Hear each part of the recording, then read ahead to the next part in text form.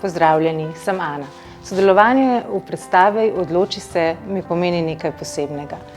Ne gre le za plesno ustvarjanje, pač pa tudi za projekt, ki nosi globoko temo, ki je pomembna v sodobni družbi, in sicer temo o darovanju organov in tkiva po smrti. Mislim, da se o tej temi premalo govori, kljub temu, da lahko nekomu reši življenje in ponudi nov začetek.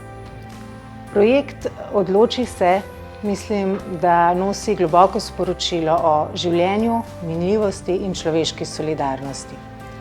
Vsak izmed nas ima možnost, da pusti sled. Sled, ki ostane tudi potem, ko nas več ni na tem svetu.